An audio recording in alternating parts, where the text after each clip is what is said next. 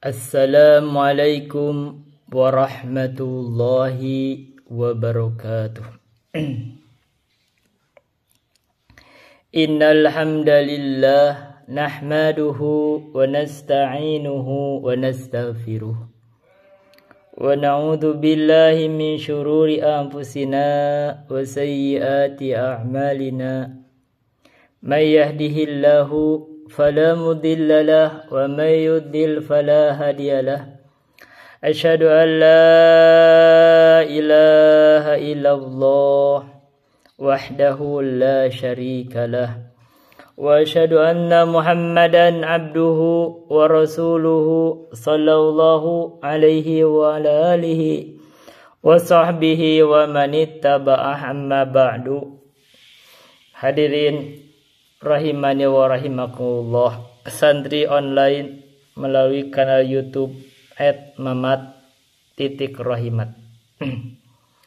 Kita akan melanjutkan review kitab para ulama di channel ini sebagai sarana kita mengikat ilmu dan sebagai sarana kita menyebarkan ilmu dan sebagai sarana kita, terutama saya sendiri, untuk lebih secara sistematis membaca buku-buku kitab para ulama terutama yang pernah saya pelajari atau saya dapatkan pelajarannya dari para guru. Ini adalah kitab yang ke-10 dari pembahasan urutan review kitab di channel ini. Hanya saja ini adalah kitab yang pertama di dalam topik akidah Islam. Saya akan berikan judul klasifikasinya adalah akidah Ahlus Sunnah wal Jamaah. Jadi ini adalah proksi akidah Ahlus Sunnah wal Jamaah. Salah satunya yang kita baca adalah ini Syarhus Sunnah Al-Muzani. Alhamdulillah saya sudah mempelajarinya, bahkan saya menghafalnya, matanya saya hafal insyaallah. Dan nanti kedepannya barangkali kitab yang lainnya. Saya sudah hafal, itu adalah Akidah Qutaibah bin Sa'id. Sebelum masuk ke pembahasan, kita akan membaca siapa pengarang kitab ini. Pengarang kitab ini adalah Ismail bin Yahya Al-Muzani. Beliau adalah muridnya Imam Asy-Syafi'i. Jadi kata Imam Syafi'i, beliau ini adalah nasiru madhabi, penolong madhab Imam Syafi'i. Beliau wafatnya itu 264 Hijriah. 264 Hijriah. Sekaligus ini pesan, kalau ada yang menganggap bahwa kita itu harus mengikuti akidah atau madhabnya Abu Hasan Al-Asy'ari. Abu Hasan Al-Asy'ari itu baru lahir 260 Hijriah. Ini Imam Al-Muzani wafat 264 Hijriah. Artinya ketika umur Abu Hasan Al-Asy'ari 4 tahun, Imam Al-Muzani udah meninggal. Dan artinya beliau ketokohannya lebih senior dibanding Abu Hasan Al-Asy'ari. Nah, logika. Agama ini semakin dekat dengan masa Nabi Muhammad SAW, maka semakin kuat. Maka artinya ketokohan Abu Hasan Al-Asy'ari dibanding Imam Al-Muzani. Dalam konteks pengambilan ilmu, Imam Al-Muzani itu lebih didahulukan. Ini menurut logikanya. Jadi logikanya adalah, jadi kalau kita ingin mengambil air yang jernih, itu semakin dekat ke sumber mata air itu lebih jernih. Maka begitu juga agama, semakin dekat ke masa Nabi, maka itu lebih jernih. Dan ini adalah Imam Al-Muzani itu lebih senior dibanding Abu Hasan Al-Asy'ari. Karena itu kita akan mengkaji di dalam topik bahwa ini termasuk bukunya Ahlus Sunnah wal Jamaah. Dan barangkali insya Allah, karena saya juga pernah mempelajari akidah Asy'ariyah, barangkali kita akan mengkaji juga beberapa kitab akidah Asy'ariyah. Yang saya sudah pelajari itu adalah Tijan Ad-Daruri, Kifayatul Awam, sama Jauhar At-Tauhid. Dan barangkali nanti kita akan kaji untuk dimuqaranah. Jadi ini adalah proksinya, atau proksi itu adalah tolok ukur untuk akidah Ahlussunnah wal Jamaah.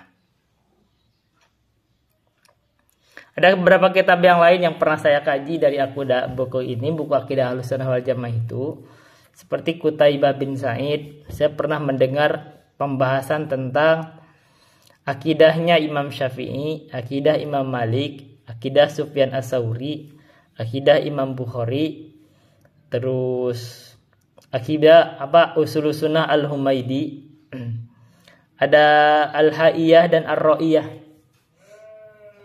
Juga itu dari pengarangnya itu Ibn Abu Dawud. Ada akidah Abu Zur'ah Ar-Razi dan Abu Hatim Ar-Razi dan yang lainnya. Jadi ini makanya kita akan masukin ke dalam satu judul atau klasifikasi tentang akidah Ahlussunnah wal Jamaah. Dan mungkin insya Allah kita akan mengkaji di dalam section lain, di klasifikasi lain tentang akidah Asy'ariyah, supaya kita bandingkan sama buku ini. Dan kita juga insya Allah akan mengkaji akidah yang, atau dari karya buku-buku yang orang menyebutnya buku-buku Wahabi, yaitu akidah atau kitab-kitabnya karya Muhammad bin Abdul Wahhab. Diklasifikasikan. Jadi ini adalah akidah Ahlussunnah wal Jamaah.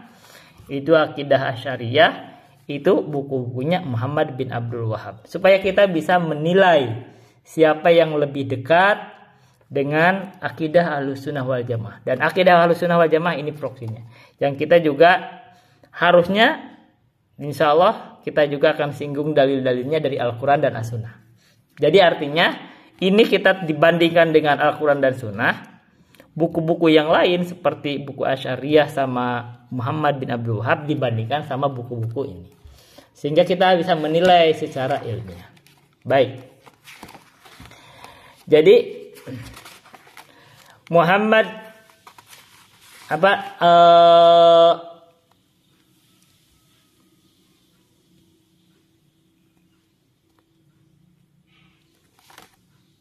Ismail bin Yahya Al-Muzani ini, beliau itu nama aslinya di sini disebut Abu Ibrahim Ismail bin Yahya bin Ismail bin Amr bin Muslim Al-Muzani Al-Misri. Jadi beliau tinggalnya di kota Mesir.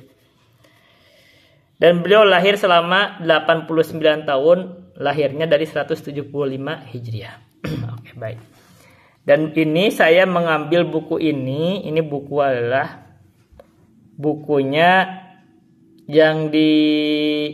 bukunya ini udah diterjemah oleh guru kami Al-Ustadz Zulkarnain. Jadi beliau ini biasa membuat modul-modul dan saya juga ngambil pembahasannya dari beliau. Silakan mengambil bukunya. Maksudnya membeli bukunya dipersilahkan. Dan juga akan karena saya ini reviewnya hanya sebentar, saya akan berikan link pembahasan buku ini dari guru kami Al-Ustadz Zulkarnain. Dari beberapa channel yang bisa kan untuk disimak supaya lebih mendalamnya. Karena saya ini hanya sekilas untuk mengenalkan. Kita masuk. Bismillahirrahmanirrahim.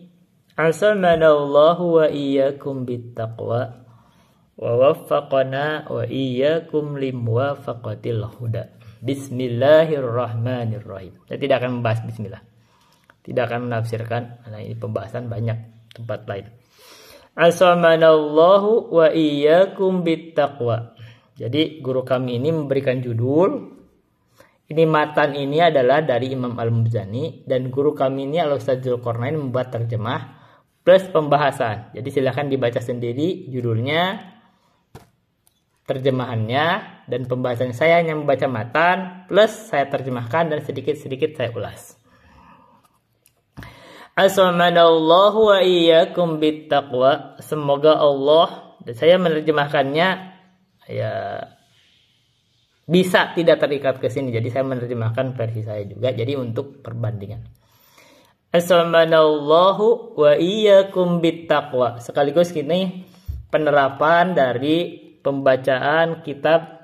Kita sudah membahas 9 kitab bahasa Arab. Jadi kita sekaligus menerapkan cara membacanya. Asomanallahu wa iyyakum bittaqwa. Asomana ini fiil, ini maf'ul bihi. Allahunya adalah fa'il. Begitu. Asomana, semoga Allah memberikan perlindungan kepada kami. Jadi kalau di dalam pesantren itu gitu, asomana, semoga memberikan perlindungan kepada kami, siapa Allah. Begitu. Wa iyyakum, dan kepada kalian, bittaqwa, dengan ketakwaan. Wa waffaqana, dan semoga Allah memberikan taufik kepada kami. Wa iyyakum, dan kepada kalian. Begitu dah. Wa waffaqana ini ada dhamir. Jadi kita langsung diisyaratkan, ini penerapan bahasa Arab. Wa iyyakum, dan pada kalian, dan maf'ul bihi dari dhamir munfasil. Li muwafaqatil huda, untuk menepati petunjuk. Nah, begitu. Jadi inilah doa dari musannif supaya Allah memberikan perlindungan kepada beliau pengarang kitab dan kepada kita yang membaca kitab untuk menetapi ketakwaan. Dan beliau berdoa agar Allah memberikan taufik kepada beliau dan kepada kita yang membaca kitab ini untuk selaras di atas petunjuk. Jadi supaya menjalankan sesuai petunjuk. Dan menjalankan sesuai petunjuk ini yang dasarnya beliau sedang membahas akidah. Artinya beliau ini berdoa agar kita ini berakidah dengan akidah yang beliau jelaskan. Karena yang beliau jelaskan ini adalah petunjuk. Merupakan kesepakatan ulama. Dan kesepakatan ulama itu adalah dalil. Di mana kesepakatan ulama? Dari sini di akhirnya. Coba kita lihat. Nah, kita bahas dulu pendahuluannya. Amma ba'du fa innaka aslahakallahu, maka sesungguhnya engkau aslahakallahu, ini selipan, semoga Allah memperbaiki engkau. Jadi aslaha itu memperbaiki, ka itu maf'ul bihnya, dia dari dhamir muttasil. Nah, maf'ulnya adalah Allah. Ada fa'ilnya Allah. Wal aslu fil fa'ili ayyattasila wal aslu fil maf'uli ayyanfasila wa qad yuja'u bi khilafil asli wa qad yajil maf'ulu qabla al fi'li. Jadi katanya dari Alfiyah Ibnu Malik. Udah pernah dibahas ini bab Alfiyah. Asal dalam fi'il itu kan katanya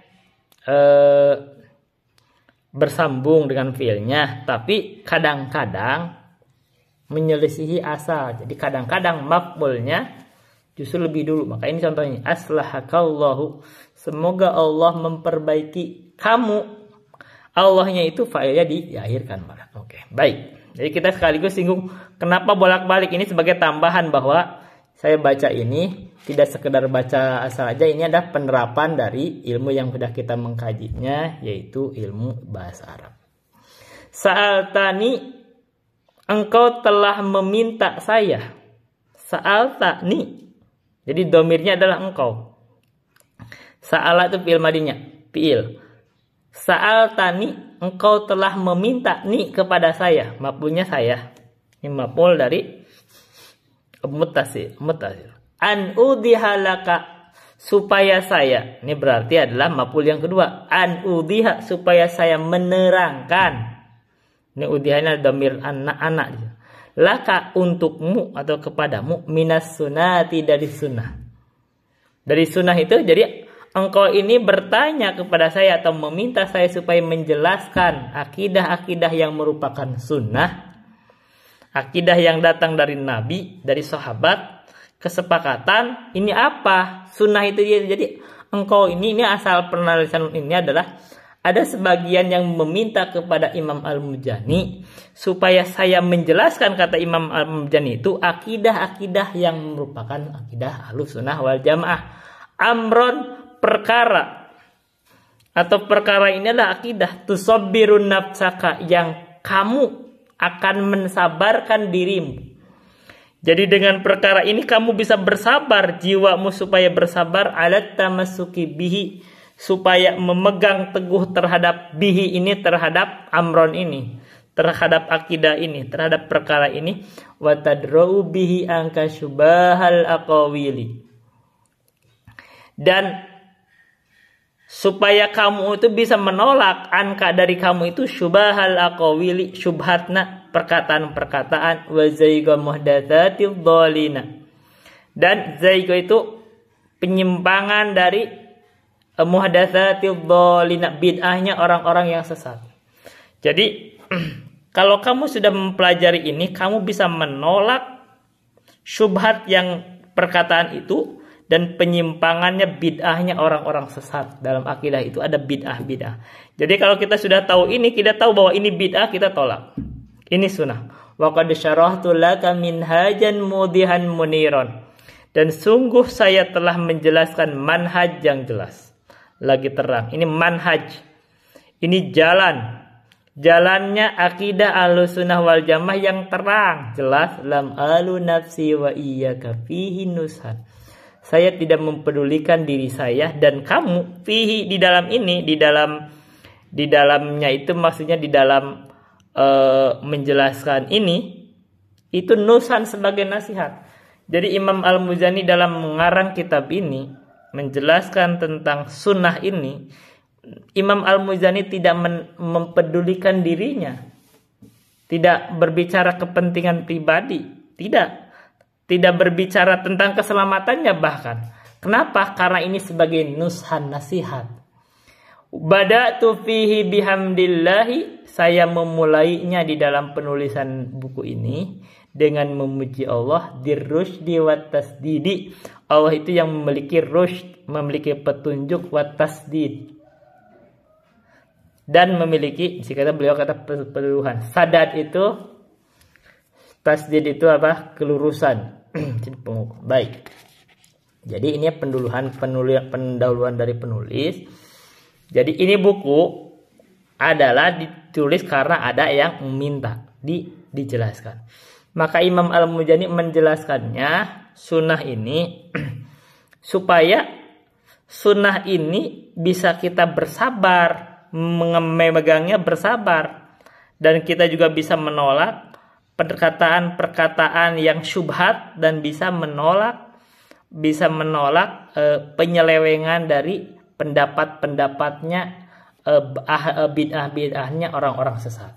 Nah, dan ini kalau menyelisih prinsipnya begini, kalau ada pendapat-pendapat menyelisih kitab ini kita tolak, karena berarti itu adalah syubhat atau bid'ah. Kenapa? Karena kitab ini adalah, ini tadi kita sebut indikator, salah satu yang kita sebut indikator dari Ahlussunnah wal Jamaah. Jadi kalau kita menetapi akidah ini berarti kita Ahlussunnah wal Jamaah.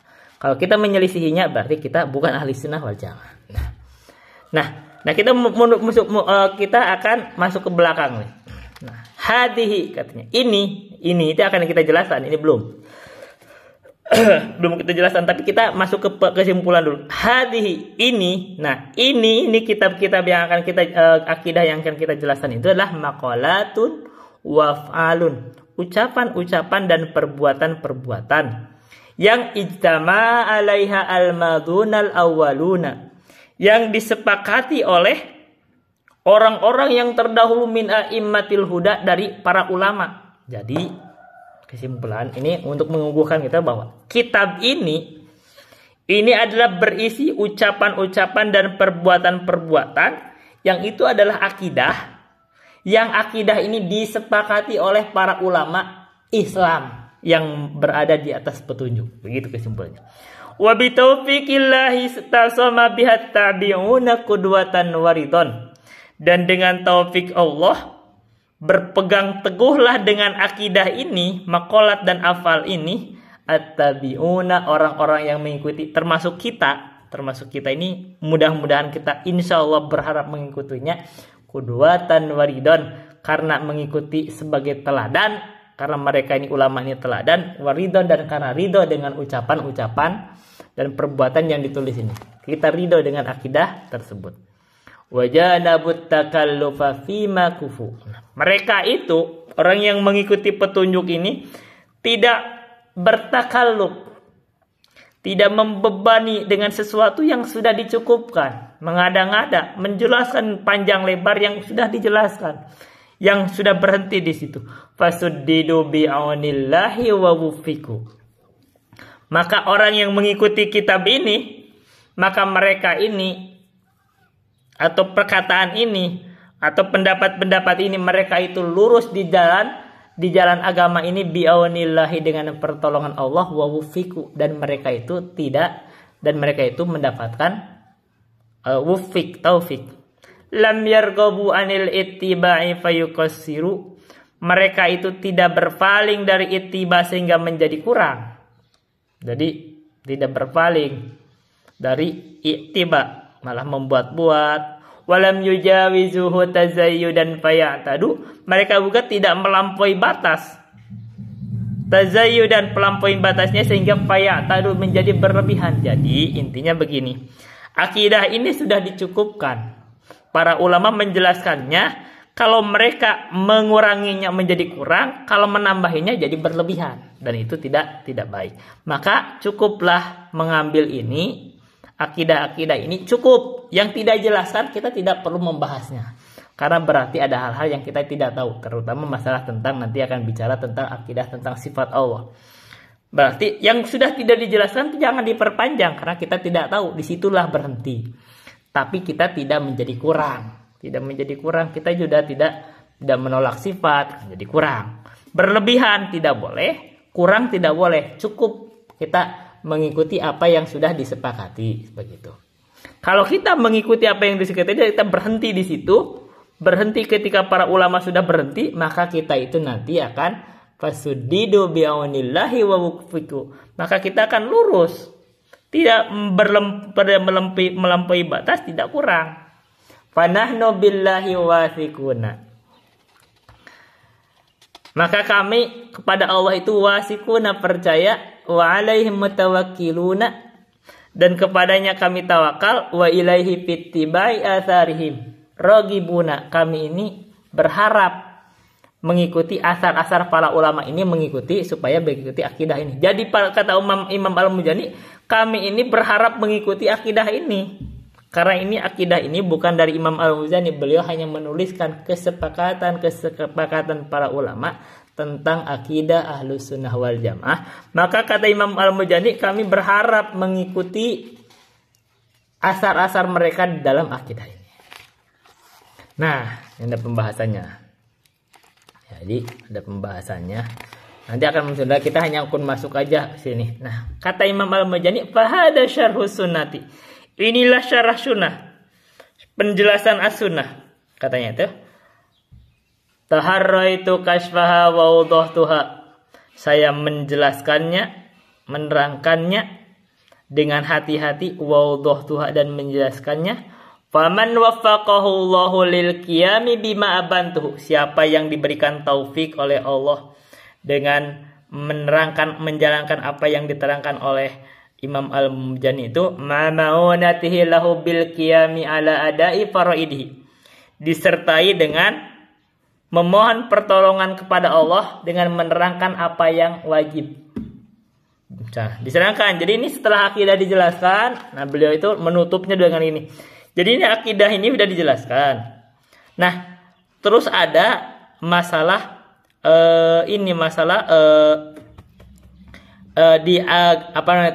akhlak-akhlaknya dijelaskan. Maka perlu di sini dengan hati-hati tentang najis, menyempurnakan wudu, dengan melaksanakan sholat wajib sesuai kemampuan, mengeluarkan zakat kalau mampu, haji kalau mampu dan mampu, ada kemampuan, puasa kalau sehat, menegakkan sholat selain sholat 5 waktu itu, seperti sholat witir di setiap malamnya 2 rakaat, fajar, jadi sholat qobliyah subuh, sholat idul fitri dan idul adha, sholat khusufus syamsi atau khusuful qamar kalau misalkan terjadi gerhana, dan sholat istisqa kalau memang itu diperintahkan. Nah, ini di akhir bahwa ini Imam Al-Muzani ini menutup bahwa kita ini setelah menjelaskan akidah ini, kita perlu berhias diri dengan amalan-amalan.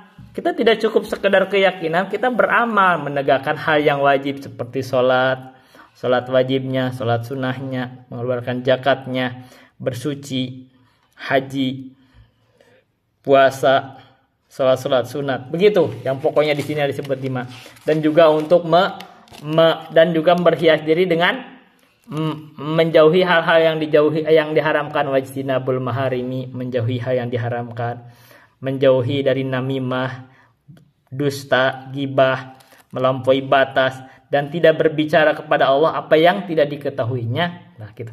Dan dia juga berhati-hati dalam pekerjaannya, makanan, hal-hal yang diharamkan dari makanan, dari minuman, berhati-hati dalam minuman, pakaian, menjauhi syahwat, gitu segala macam. Nah, kalau orang udah begitu, kata Imam Al-Muzani, kalau orang mengikuti akidah ini yang akan dijelaskan, kita sekarang sengaja dilewat dulu, makanya pembahasannya akidah. Terus mereka juga dimudahkan dengan menjalankan hal-hal ini, menjalankan kewajiban-kewajiban ini dimudahkan. Dan dia juga kalau dia diberikan taufik dimudahkan menjauhi hal yang diharamkan. Nah, di sini dijawabnya itu, faman yusiro lihada, siapa yang dimudahkan untuk ini, yaitu untuk ininya apa? Untuk mengikuti akidah yang dijelaskan oleh Imam Al-Muzani. Dan dia dimudahkan juga untuk tadi menjalankan hal-hal yang diwajibkan. Terus dia dimudahkan untuk menjauhi hal-hal yang diharamkan. Fa innahu minad dini ala hudan, maka dia itu berada di atas petunjuk dari agama. Artinya kalau dia mengamalkan akidah ini, plus dia juga beramal yang disebutkan dengan amalan-amalan tadi yang disebutkan, terutama hal-hal wajibnya, bahkan dengan yang sunnahnya, yang pokok-pokok terutamanya. Dan dia juga menjauhi yang diharamkan, maka dia itu di atas petunjuk dalam agama Islam ini, tidak di atas kesesatan. Wa minar rahmati ala rojain, dan dia itu bisa berharap mendapatkan rahmat. Jadi kalau dia dimudahkan untuk menerima akidah ini, menjalankannya, berpegang teguh dengannya, terus dia beramal, berhias diri dengan melaksanakan kewajiban-kewajiban, terus dia menjauhi hal yang diharamkan, maka diharapkan bahwa dia itu mendapatkan rahmat Allah. Dan dia itu di atas petunjuk agama Islam, tidak di atas kesesatan. Lalu beliau bernutup lagi dengan doa, wa wafaqanallahu wa iyyaka ila sabilihil aqwami. Semoga Allah memberikan taufik kepada kami dan kepada kamu supaya menetapi jalan yang paling lurusnya, yaitu jalannya Ahlus Sunnah wal Jamaah. Jadi ini beliau dimulai dengan doa, ditutup dengan doa supaya kita itu berada di atas jalan yang lurus. Yang jalan yang lurus itu adalah Ahlus Sunnah wal Jamaah. Kenapa? Karena Nabi pernah mengabarkan sataftariqu ummati ala 73 firqatan kulluhum finnari illa wahidah. Katanya akan berpecah umatku ini, yaitu ke dalam 73 golongan, semuanya di neraka kecuali satu. Maka ditanya, kila faman hum, siapa yang satu yang selamat itu? Kata Nabi, dikatakan huwa al jamaah, yaitu yang satu yang selamat itu al jamaah. Al jamaah itu yang berada di atas jamaah.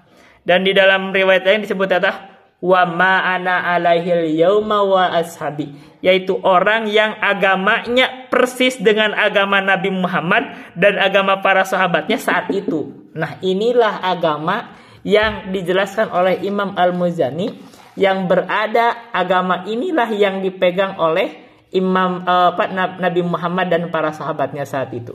Maka Imam Al-Muzani berdoa supaya kita itu diberikan taufik untuk berpegang dengan agama yang lurus, yaitu ini prinsip Ahlus Sunnah wal Jamaah ini yang lurus ini yang akan dijelaskan bimannihil jazilil aqdami wa jalalihil aliyil akram.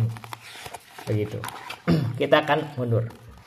Jadi ini sudah dijelaskan bahwa kata beliau, kalau kamu berpegang dengan akidah ini dan menjalankan ketaatan atau berhias diri dengan melaksanakan kewajiban-kewajiban yang disepakati kewajibannya seperti sholat 5 waktu, puasa, haji, zakat seperti itu. Dan dia juga meninggalkan hal-hal yang diharamkan seperti namimah, seperti gibah, dan yang lainnya seperti berbicara tentang Allah tanpa ilmu, dan yang lain-lainnya, menjauhi syahwat, maka kamu di atas petunjuk. Dan kamu bisa berharap mendapatkan rahmat Allah. Nah, dan kalau kamu mengikuti ini, maka kamu berada di atas agama yang lurus, yaitu ahlus sunnah wal jamaah, yang kata Nabi, dialah golongan yang selamat. Karena dia di atas jamaah. Jamaah itu adalah merujuk kepada dua hal.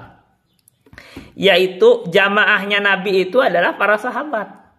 Jadi kalau kita mengikuti jamaahnya Nabi, yaitu para sahabat, berarti mengikuti agama Nabi Muhammad. Jadi prinsip-prinsip berakidah atau beragama Nabi Muhammad, kalau kita di atas itu, maka inilah jamaah.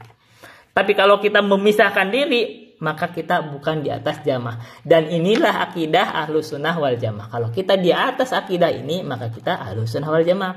Tapi kalau kita menyelisihinya, maka kita bukan ahlus sunnah wal jamaah. Begitu. Simpelnya begitu. Kita mundur. Apa sih akidahnya? Nah, kita akan masuk sekarang pembahasannya. Pertama, sebelum masuk, Imam Al-Muzani itu, ini gayanya begitu saya. Dari mulai pendahuluan ke belakang, kita masuk ke isi. Mulai lagi bahwa Imam Al-Muzani itu memulainya dengan khutbah. Alhamdulillahi ahakkum man dzukir. Segala puji milik Allah, yang Allah itu lebih hak untuk diingat. Wa aula man syukir, dan lebih berhak untuk disyukuri. Wa alaihi usni, dan kepadanya saya memberi sanjungan. Dan beliau ini Ustadz Al-Zulkarnain memberikan pembahasan di sini, membahas tentang makna hamd, menafsirkan nama Allah dan yang lain-lain. Saya tidak menafsirkan banyak. Jadi untuk lebih jelasnya, lebih pembahasannya, silakan untuk merujuk kepada link yang akan saya berikan. Karena ini adalah review yang singkat. Selanjutnya, inilah akidah yang kita mulai masuk akidah Ahlus Sunnah wal Jamaah. Al-Wahidus Samadu alladzi laisa lahu sahibatun wala waladun jalla 'anil mathili fala syabiha lahu wala adila as-sami'ul basiru al-alimul khabiru al-mani'ur rafi'u. Jadi ini menetapkan nama dan sifat Allah. Allah itu Al-Wahid, satu. As-Samad. Nah, Allah itu As-Samad. Jadi kita harus menetapkan nama Allah As-Samad. As-Samad itu, nih Ustaz menjelaskannya, tegak dengan sendirinya, sempurna dalam zatnya. Jadi As-Samad itu tempat bergantung. Kita itu bergantungnya itu, ujungnya itu hanya kepada Allah. Dan beliau menafsirkan ini bahwa As-Samad itu sempurna zatnya, tidak membutuhkan yang lain. Bahkan juga menafsirkan bahwa As-Samad itu tidak ada lubang-lubangnya. Karena itu Allah itu tidak butuh makanan, karena tidak berlubang. Dan karena tidak berlubang, As-Samad,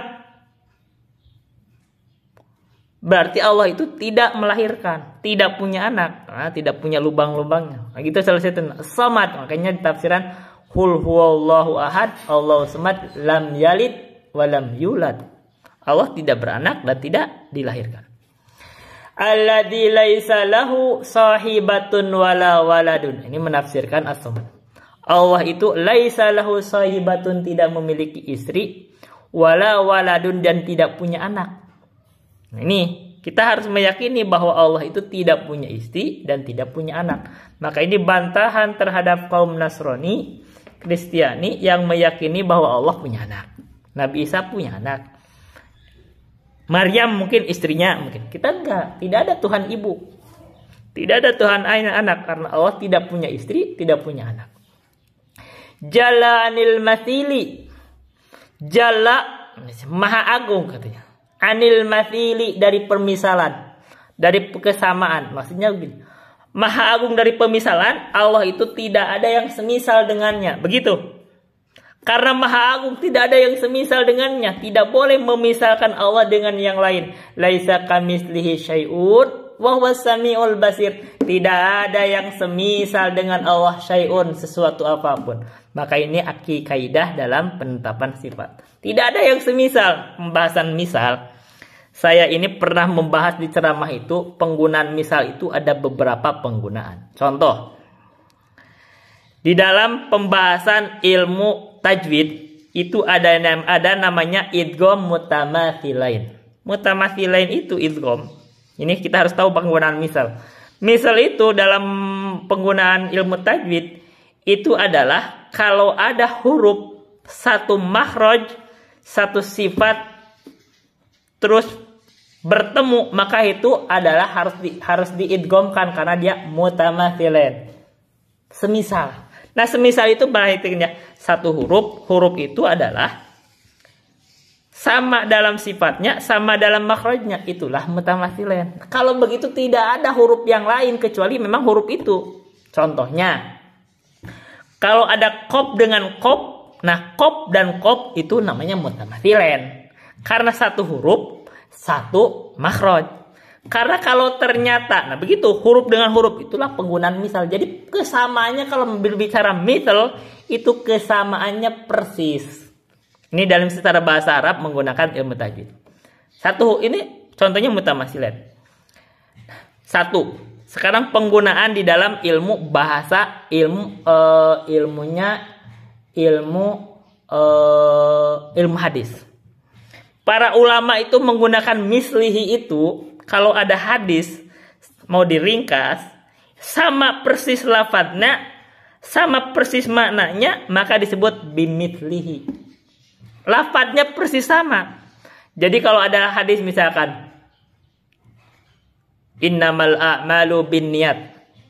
Terus ada riwayat lain, sama persis lafadznya, innamal a'malu binniyat. Maka itu namanya bimithlihi, semisal. Jadi, nah, tapi kalau hanya maknanya, itu biasanya nahwahu atau binahwi, semakna. Nah, itu penggunaan, berarti kata misil, penggunaan misil di dalam ilmu hadis juga adalah kalau kesamaannya persis. Oke, baik. Ini dua. Sekarang penggunaan kata misil di dalam fikih. Di dalam fikih itu ada tuh disebut di dalam fikih di bab riba. Kalau misalkan ada barang ribawi ditukar dengan barang ribawi, katanya harus mutamathilan naqdan. Harus mutamathil dan naqdan tunai. Ini ada di dalam takrib. Perhatikan di situ. Kita bicara sekarang kalau ada barang ribawi, emas 1 gram itu barang ribawi emas. Kenapa? Karena dia punya samaniyah, samaniyah, punya nilai tukar. Kalau ditukar dengan emas lagi 1 gram lagi, itu wajib mutamathilan, harus samisal dan harus naqdan, harus tunai. Artinya, kalau 1 gram emas dengan 1,2 gram itu bukan samisil. Artinya walaupun sama-sama emas, beda timbangannya, itu enggak simisil. Artinya, penggunaan kata misli atau mutamathilan di dalam fikih artinya kesamaannya persis. Itu sudah menggunakan 3. Dan itu ada dalam hadis juga. Mislan bimislin, yadan biyadin. Ini penggunaan dalam bab riba. Jadi kalau kita menukar bank riba harus ribawi. Bank ribawi itu nanti ada dalam fikih itu. Nanti ada beberapa kaidah. Contohnya emas dengan emas itu harus mislan bimislin, yadan biyadin. Harus satu misil, misal dan misil.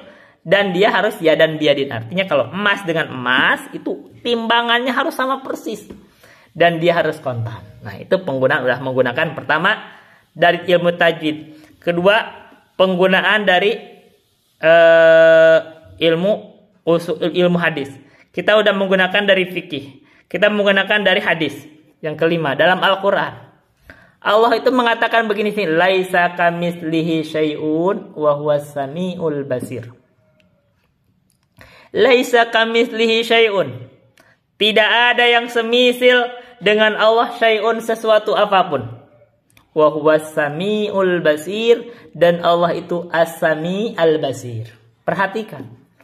Allah itu menolak ada permisalan antara Allah dengan sesuatu apapun. Nah, syai'un itu adalah nakirah fi siyakin nafi. Kata As-Sa'di di dalam kaidahnya Qaidatul Fiqhiyah katanya itu wan nakiratu fi siyakin nafi tu'til umuma aw siyakin nahi. Jadi kalau ada nakirah di siyak nafi atau nahwi itu umum, artinya laisa kamislihi, tidak ada yang semisal dengan Allah syai'un, sesuatu apapun. Apapun itu, mau malaikat, mau jin, mau setan, mau batu, apapun itu tidak ada yang semisal dengan Allah. Semisil dengan Allah itu tidak ada. Tapi perhatikan ayat setelahnya, wa huwas samiul basir, dan Allah itu as-sami al-basir.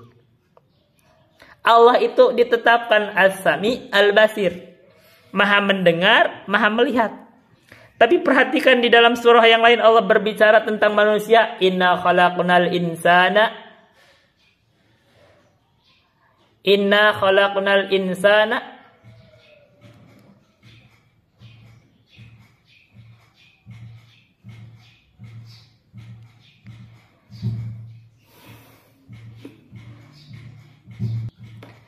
Allah berbicara, inna khalaqnal insana min nutfatin fajanahu sami'an basira.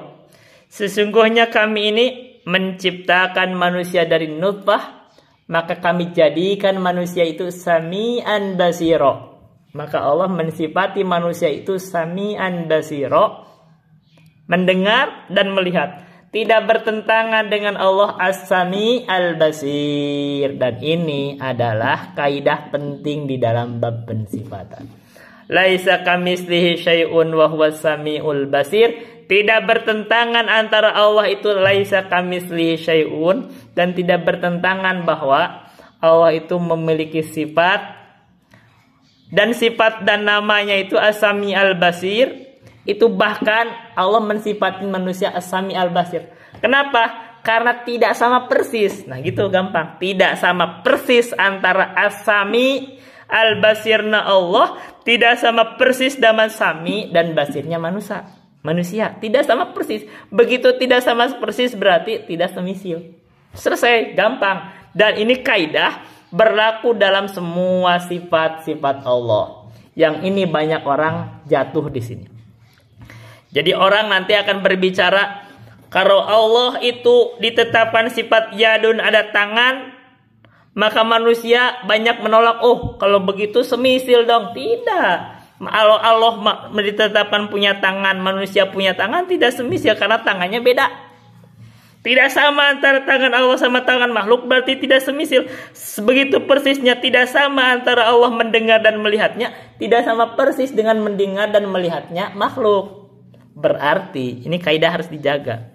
Kesamaan dalam nama itu tidak berpengaruh. Karena, nah ini akidah dari guru kami itu. Makanya penting kita berguru. Ketika Allah mendengar, menetapkan diri as-sami al-basir, mendengar dan melihat, itu sesuai sama keagungan, sama kemuliaan Allah. Ketika manusia mendengar dan melihat, maka itu sesuai sama kekurangan makhluk. Karena kita manusia kurang, mendengarnya aja kurang. Kita mendengarnya aja, kita hanya mendengar mungkin berapa hertz. Allah itu mendengar yang tidak terucapkan juga terdengar oleh Allah. Kita tidak bisa. Kita tidak bisa mendengar apa yang terbertik di dalam hati dan pikiran manusia. Allah mendengar, mengetahuinya. Nah, beda antara mendengar Allah dan makhluk. Karena beda, maka ditetapkanlah Allah mendengar dan melihat sesuai dengan keagungan Allah. Tidak boleh ditolak. Karena kalau menolak sama dengan menolak sifat Allah, sama dengan menolak Al-Quran. Dan kalau ada hadis, menolak hadis. Tapi kita tidak boleh menyamakan antara Allah dan makhluknya, termasuk dalam hal mendengar dan melihat. Maka kita tidak boleh melihat berkata begini, Allah mendengar, Allah melihat, manusia mendengar, manusia melihat. Maka Allah mendengar seperti manusia melihat, seperti manusia mendengar. Allah melihat seperti manusia melihat. Maka itu tidak boleh, karena itu berarti telah menyamakan antara Allah dengan makhluk. Dan itulah mutamatsilah. Dan kata Allah menulah membantahnya, laisa kamitslihi syai'un, tidak ada yang semisal dengan Allah sesuatu apapun. Maka begitu Allah mengatakan as-sami'al basir, maka Allah mendengar dan melihat. Dan begitu Allah mengatakan manusia mendengar dan melihat, berarti di sini ada kaidah penting bahwa kesamaan secara lafaz itu tidak berbahaya. Kenapa? Karena Allah mendengar dan melihatnya sempurna sesuai dengan keagungan Allah. Sementara manusia mendengar dan melihat itu sesuai dengan kekurangan manusia. Dan tidak sama antara mendengarnya Allah dan mendengarnya makhluk. Nah, ini tafsir dari laisa kamitslihi syai'un. Dan ini pembahasan paling penting. Saya pernah membacanya dari 11 tafsir. Laisa kamitslihi syai'un dari 11 tafsir. Saya baca dari kitab tafsirnya Ibnu Jarir At-Tabari, dari Al-Qurtubi, dari macam-macam. Baik, ada 11 tafsir. Dari Al-Baghawi. Laisa kamitslihi syai'un, itu maknanya itu ada beberapa makna. Maknanya bisa seperti ini. Laisa kamitslihi syai'un itu bisa seperti maknanya. Laisa huwa kasyai'in. Allah itu laisa huwa kasyai'in. Laisa, tidaklah, huwa Allah itu kasyai'in, seperti sesuatu. Tidak sesuatu apapun, tidak sama. Itu satu. Tidak seperti, jadi tidak sama, tidak laisa huwa kasyai'in, tidak seperti itu, tidak. Satu. Yang kedua, laisa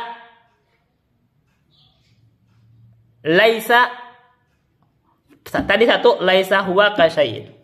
Yang kedua, laisa mithlahu syai'un. Nah, gitu. Laisa mithlahu syai'un. Tidak ada yang mislahu, semisal dengan Allah itu syai'un, sesuatu apapun. Laisa mislahu syai'un. Begitu bacanya. Tidak ada yang semisal dengan Allah itu sesuatu apapun. Jadi tidak ada yang semisal dengan Allah. Oke, baik. Yang ketiga bisa gini. Laisa misla syai'in. Membacanya, saya tuh rumit membacanya, dipikirkan. Oh, ini bacanya bagaimana? Laisa, nah di sini ada domir, di sini mustatir. Laisa, tidak ada Allah itu misla syai'in, seperti sesuatu. Apapun itu, enggak ada Allah itu seperti sesuatu. Itu banyak itu. Jadi dari mazhab ada laisa huwa kasyai'in, laisa misla syai'in, laisa mislahu syai'un, dan yang lain. Baik. Nah, bahkan di dalam tafsir disebutkan laki-laki itu ar-rijatu laisa kamitslil mar'ati, tidak seperti perempuan. Menafsirkan laisa kamitslihi, contohnya begitu. Laki-laki itu tidak sama, tidak semisil dengan perempuan. Padahal laki-laki itu punya mata, punya wajah, punya tangan, punya kaki, punya kepala. Bedanya itu laki-laki itu punya dzakar, perempuan punya farji, tapi dianggap tidak semisil. Artinya begitu ada perbedaan, artinya tidak semisil. Artinya yang disebut misil sejalan tadi dengan penggunaan dari ilmu tajwid, dalam fikih, dalam penggunaannya ilmu usul hadis, dalam hadis, bahwa misil itu artinya kesamaan secara persis. Dan langsung di dalam ayat Al-Quran, kesamaan secara lafaz itu tidak menunjukkan semisil, karena hakikatnya beda. Lanjutkan. Maka fala syabiha lahu wala adila, maka tidak ada yang syabih wala adila, dan tidak ada yang adil. Tidak ada padanan, tidak ada yang serupa. Nih beliau menafsirkan syabih, maka tidak ada yang serupa dengan Allah dan tidak ada padanannya. As-sami'ul basiru, Allah itu yang maha mendengar lagi maha melihat. Al-alimul khabiru, Allah yang maha mengetahui dan al-khabir, yang maha mengetahui secara detail. Al-mani'ur rafi'u, Allah itu al-mani, di sini ditafsirkan yang maha kuat. Ar-rafi'u, yang lagi maha tinggi. Jadi mani itu kuat, perkasa. Nah, penafsiran ininya silahkan untuk dibuka di dalam link yang akan saya sajikan dari Al-Ustadz Dzokor, karena ini hanya review singkat. Jadi Sisa yang paling pokoknya tadi pembahas laisa kamitslihi syai'un wa huwas samiul basir ini kaidah penting sampai saya membacanya dari 11 kitab tafsir. Jadi yang pokoknya ini adalah ini kesimpulannya begitu bahwa penggunaan kata misal itu merujuk kepada ini pemahaman yang setelah saya runut adalah kesamaannya itu persis dari berbagai ilmu dan itu membuat kalau kita tahu begitu maka kita bisa tidak bingung dalam memahami nanti masalah sifat Allah. Contohnya alin ala arsyihi. Ini kaidah berikutnya. Ini sifat ketinggian Allah, menetapkan ketinggian Allah. Alin ala arsyihi, Allah itu maha tinggi di atas arsy-Nya. Ini banyak menolaknya. Kenapa? Karena kalau Allah di atas arsy berarti Allah itu serupa sama makhluk. Dijawab sama saya karena memahami penggunaan kata misal. Pertanyaan saya gini adalah, ada makhluk yang ada di atas arsy? Tidak ada. Berarti kalau Allah di atas arsy, kita di atas bumi, berarti nggak sama, nggak serupa, nggak semisil. Berarti kita tidak bermasalah menetapkan bahwa Allah di atas arsy, kita di atas bumi. Karena antara arsy sama bumi beda. Begitu. Gampang, tidak perlu bingung. Kenapa? Karena Allah ditetapkan ada di atas arsy-Nya, sementara kita hanya di atas bumi. Beda antara arsy dan bumi. Simple. Begitu kita mengetahui penggunaan kata misal. Banyak orang menolaknya sampai ada yang berkata, ini saya juga di sini ada kayak yang ngomong itu. Kalau orang menetapkan Allah di atas arsy kafir. Justru para ulama itu mengatakan kalau orang tidak menetapkan Allah di atas arsy-Nya justru kafir. Kenapa? Karena dalil-dalilnya kuat. Allah berkata, Allah berfirman di dalam Al-Qur'an, Ar-Rahmanu 'alal arsy istawa. Ar-Rahman itu 'alal arsy dalam coba kita terjemahkan. Ar-Rahman itu Allah Ar-Rahman 'alal arsy di atas arsy. Istawa. Secara bahasa Arab kita belajar bahasa, karena kita sudah membahas bahasa Arab.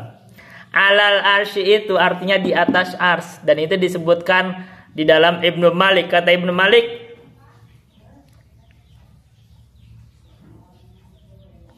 ala lil isti'la wa makna fi wa an bi an tazawujan anna man qad fatar.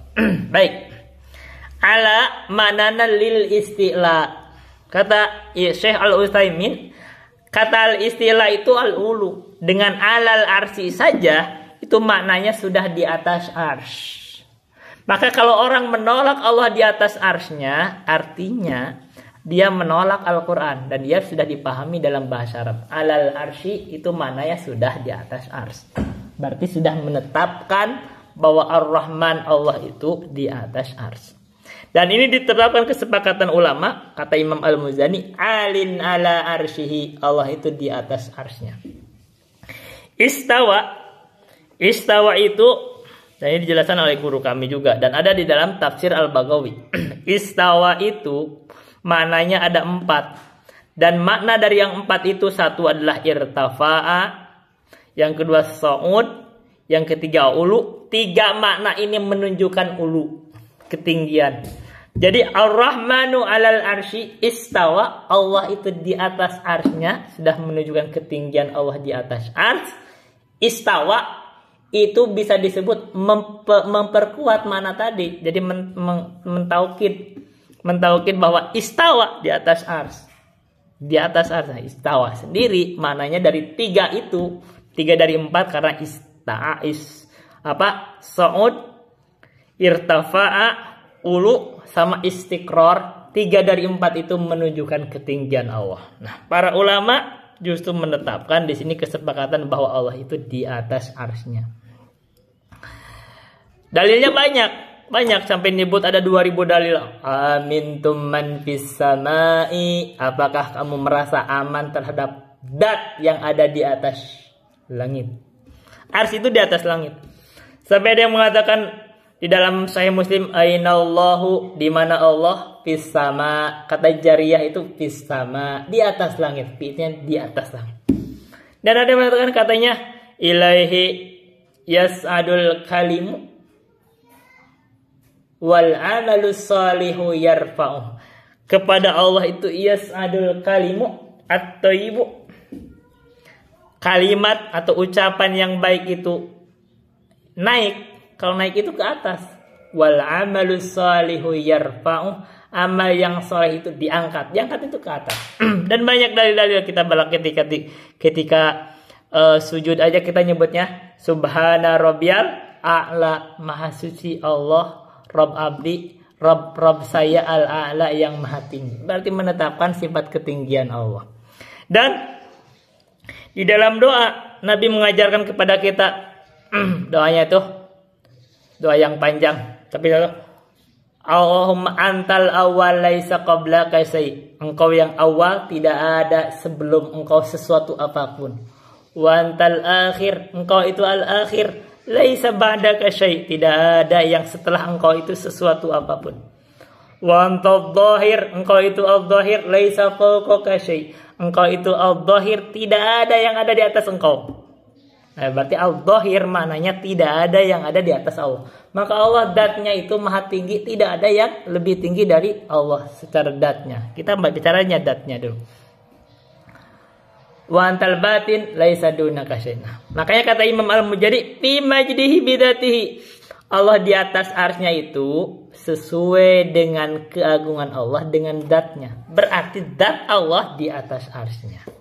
Nah, ini keyakinan akidah. Kita harus meyakini bahwa Allah itu di atas arsy-Nya. Wa huwa danin bi ilmihi min khalqihi. Tapi Allah itu dekat dengan makhluknya, dengan ilmunya. Jadi kedekatan kita dengan Allah atau kedekatan Allah dengan makhluk itu kedekatan ilmu. Tapi datnya Allah itu tinggi di atas arsy-Nya. Jadi kita itu terpisah dengan Allah secara datnya karena Allah itu di atas arsy kita, di atas arsy. Sementara Allah dekat kepada kita, Allah mengetahui tentang kita dengan ilmunya. Di sini ada pembahasan tentang sifat ulu, ada pembahasan sifat tentang arsy, tentang sifat al-majid, tentang dat, dan penetapan sifat kedekatan Allah. Allah dekat dengan makhluknya. Itu dengan ilmunya dan penetapan sifat ilmu dan penggandengan antara ketinggian dan kedekatan. Jadi Allah itu maha tinggi datnya, Allah dekat kepada kita dengan ilmunya. Jadi kalau ada berbicara Allah itu dekat, dekatnya itu lebih dekat dibanding ulat leher, misalnya tenggorokan atau apa. Maka kedekatan itu adalah kedekatan secara ilmu.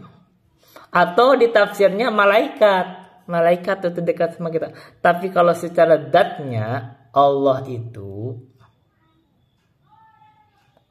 itu maha tinggi. Baik. Maha tinggi. Baik, sekarang ada tanda kita pembahasannya. Allah itu maha tinggi. Dan Allah juga akbar, maha besar. Kalau Allah maha besar, nah kita bicara tafsir kita sampai sini aja dulu. Kalau Allah maha besar, maha tinggi. Nah, kalau Allah maha besar, maha tinggi. Sekarang gini. Ditafsirkan, ini ada riwayat penafsiran, ini kita tidak dibaca. Karena kita bahas ini simpel aja, tapi kita cerita aja dulu. Penafsiran. Katanya dari Ibnu Abbas itu penafsirannya tentang arsy ya. Kalau kita membandingkan antara langit, antara bumi,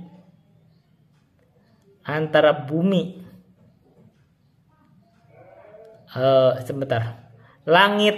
Jadi ini ada langit 7 lapis langit dan bumi. Dibandingkan dengan kursi, itu perbandingannya itu ibarat gelang atau cincin dilempar di padang yang sangat luas, padang pasir. Kalau di kita mungkin gurun Sahara. Bayangkan cincin itu kecil dibanding dengan padang Sahara. Misalnya gitu ya. Padang yang sangat luas, padang pasir yang sangat luas, atau tanah yang sangat lapang. Jadi langit yang 7 kalau dientep, dilebarkan sama bumi, dibandingkan dengan kursi, dan mungkin disebut langit dan itu ada termasuk yang di dalam-dalamnya, planet segala macam digabungin semua, digabung dibandingkan sama kursi. Jadi kalau planet, bumi, tata surya, galaksi semuanya dibandingkan dengan kursi. Kursi itu seperti tanah lapang yang luas, kita ini bumi dan langit yang 7 itu seperti cincin. Jadi kalau kita bandingkan lagi antara kursi dengan arsy itu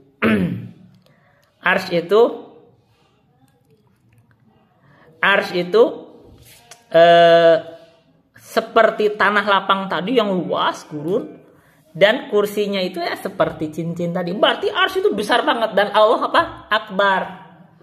Allah Akbar itu maha besar.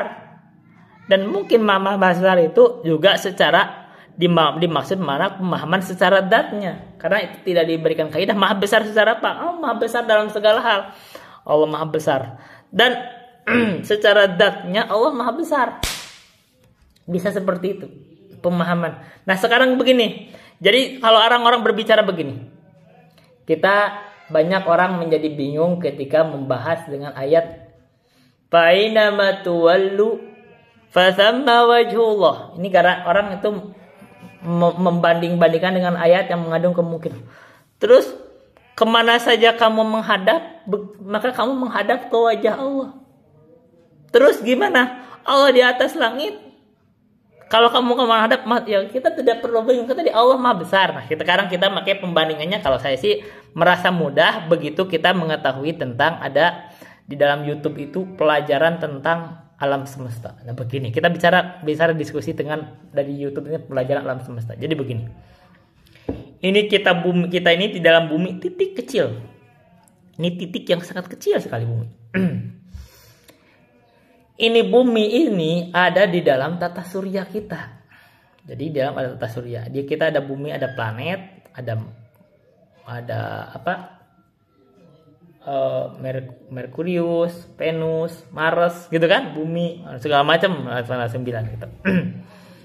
Dan tata surya kita itu ada di dalam galaksi namanya galaksi Bima Sakti. Perhatikan. Jadi ini bisa kan dicari di YouTube situ. Jadi kita tata surya ada di dalam galaksi Bima Sakti. Itu galaksi Bima Sakti itu banyak tata surya di dalam galaksi Bima Sakti. Dan ternyata katanya galaksi Bima Sakti itu hanya satu dari entah berapa miliar galaksi, kita nggak tahu. Berarti besar sekali itu galaksi-galaksinya. Nah itu alam semesta, dan itu masih ada yang lebih besar lagi dari galaksi-galaksi itu. Ada yang disebut black hole. Hal yang besar yang tidak ketahuan. Nah, itu adalah ilmu alam semesta sendiri. Ilmu pengetahuan itu tidak bisa mengungkap semua dari hal-hal yang ada di alam semesta, tidak tahu. Tapi artinya bahwa alam semesta ini besar, dan besarnya itu ketahuannya itu dengan kita melihat ke langit. Dan dari langit begitu ditelusuri, benda-benda langit ini hal yang besar. Masalah langit ini, langit sama bumi itu beda. Bumi itu kecil, langit ini besar.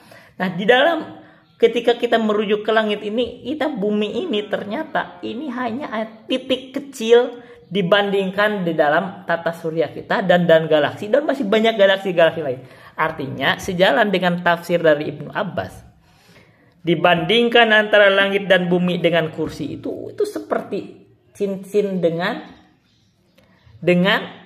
apa? Dengan padang yang sangat luas, tanah yang sangat lapang. Dan kursi dibandingkan dengan arsy itu seperti cincin dibandingkan dengan tanah yang sangat luas. Sementara Allah itu di atas arsy-nya, Allah itu akbar. Kalau bicara akbar, tidak ada kaidah akbar. Allah itu maha besar. Maka maha besar, termasuk lebih besar dibanding arsy. Karena itu kalau misalkan kita menafsirkan dengan tata surya tadi, bahwa ini penjelasannya dengan penjelasan ilmu supaya tidak membentrokkan, karena ilmu ini kita hanya untuk memahami dalil supaya tidak menolak dalil. Ketika Allah di atas arsy-nya, menetapkan Allah di atas arsy-nya harus kita terima. Dan arsy itu sangat luas, sangat besar.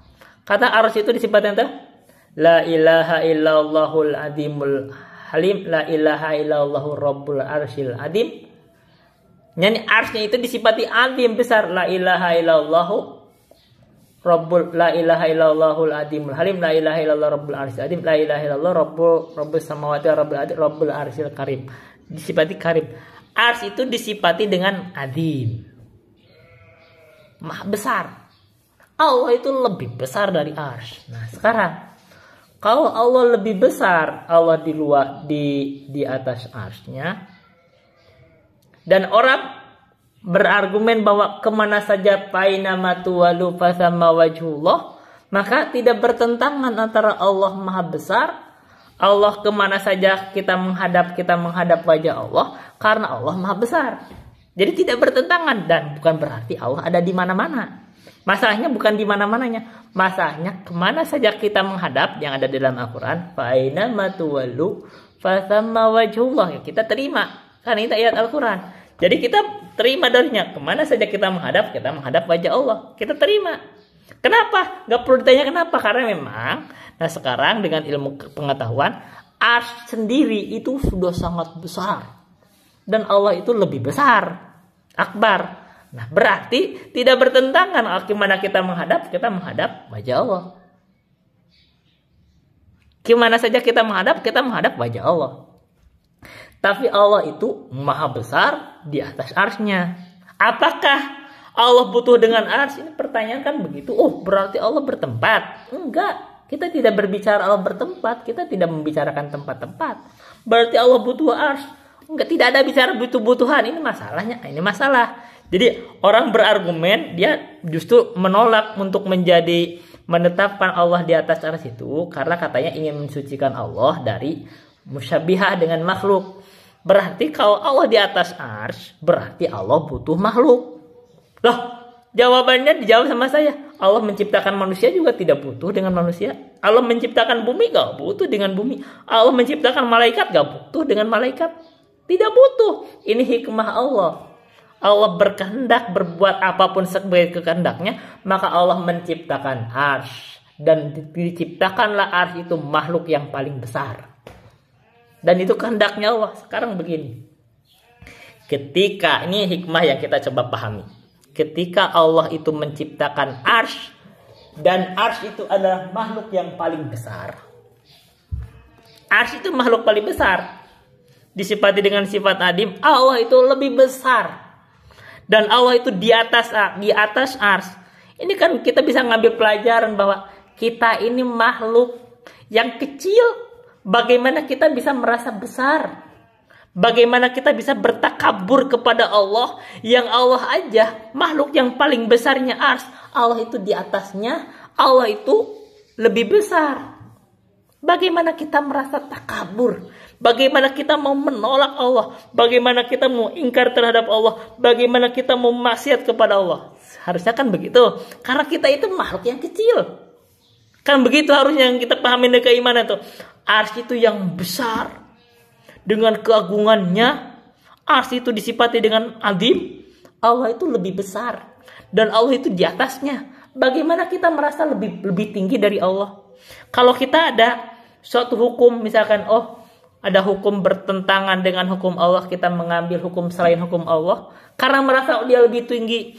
Atau mungkin kita punya pemimpin kalau dia menetapkan hukum itu, menolak hukum Allah, terus kita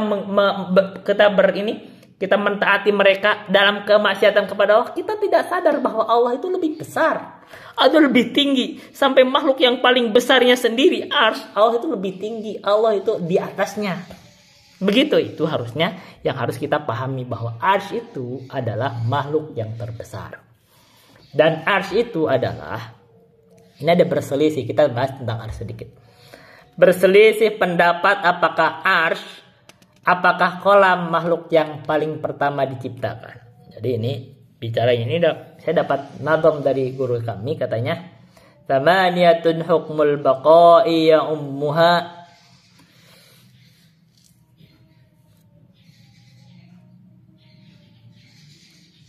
Thamaniyatun hukmul baqa'i ya ummuha wal bakuna fihi yazil minal khalqi wal bakuna fihi yazil adam.